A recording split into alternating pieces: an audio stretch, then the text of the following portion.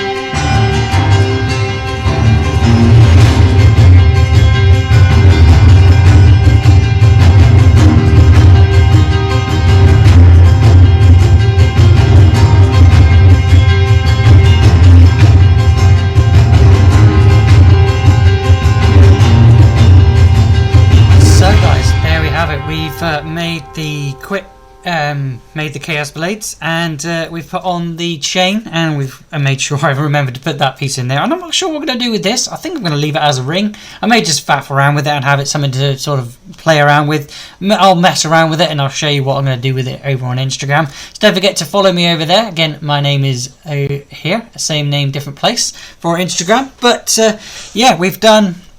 And we've made the chaos blades here. All we got to do now is we've got to bake these before I can do anything else to them. Nope, there is one thing I need to do, and that's put some magnets in. But I'll put those magnets in as I'm going to be baking it just before I bake them. And yeah, hopefully you will keep tuned, because we've got to bake these. Then we're going to paint them. But wait, I've had an idea what I can do for this, because I have got, this is all the clay I've got for about a week or so. Until I can get some more. So I thought, while I was about to put these in the oven, because I haven't done that yet, this could be a bow. So let's have a quick gander at this bit of tin foil here. So yeah, I'm going to roll this out, see if I get like a bow shape, as obviously in the new God of War, Atreus, his, Kratos' son, actually has a bow. So I've got a piece of string here somewhere. I'm going to make this, I think, into a bow. So there's like a bow shape. And it's like simple, nice and simple. So let's wrap that in the clay. Cut that a little bit off. Going to get a bit excess because I'm going to use that bit there for the handle. But yeah, we can turn this into a bow. I think that'll work. Let's do that, shall we?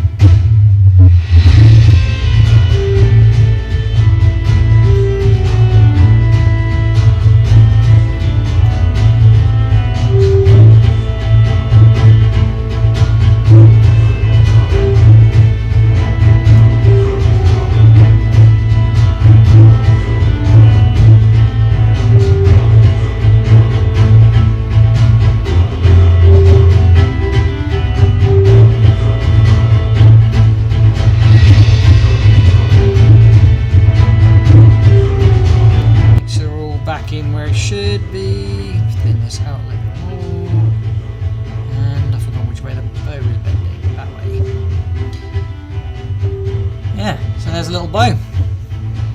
I'll put a bit of string around there when it's baked, because it's no point putting it in before it bakes, because the string will burn. The string that I'm going to use will probably burn, which is not what I want to do. So yeah, let's get those magnets in and get baking. But before I start baking, what I must tell you is make sure when you put your Polymer-Clay megs on that you put them on a sheet of, like, again, a bit of tin foil or whatever baking stuff you want to use. Preferably I would say something that's non-stickable. But yeah, put them on the tray. Any kind of stage, doesn't matter about that. Put them on the tray, put them on something like that, and put them on for about 30 minutes at about 130 Fahrenheit, Celsius, whatever you guys work at. But definitely check your packaging for the times and for the heat, because a lot of polymer clays do change, but most of the time it's the same heat. But let's move on over to the cooker and slam them in. So yeah, in the oven. My oven's already preheated, so I'm ready to put them in. Again, we gotta wait for those to cook. I say cook. I couldn't wait for my teas. I'm hungry. But yeah, they're in now. I'm gonna wait for them, and after that, we're gonna paint. So we've took it out of the oven, and as you can see, it's a whole new different day. So what I've done, I've took it out of the oven. I had to let it cool down, and I've also added a little bit of paint to the blades. Not anything else, but as you can see here, But quickly, before I carry on and show you how to paint the rest of it and get all the rest of it, this is what I did to get these painted. Okay guys, because it is absolutely hammering it down rain outside, I thought I'd do a little bit of spraying inside. I'm in the bathroom in a minute, but that's because it's got ventilation like a fan and things, so don't forget to have that fan on if you're going to be spraying inside, because spray paint is highly bad for you, so yeah, don't do that. But I didn't want to paint it with normal paint first off, because these blades are actually silver themselves, so let's spray over that and quickly spray over that. That's just one side. I think I might do the chain. No, I think I'll leave the chain as is, and then you've got to wait for it to wait for a minute or two for it to dry, because if you touch that when it's straight wet, it will not stick and end up being there. So give it a couple of minutes to dry, or a couple of seconds to dry, because I'm doing this in here. Woo! Spray is good. Alright, flip it over. That should be enough time. And then do the other side.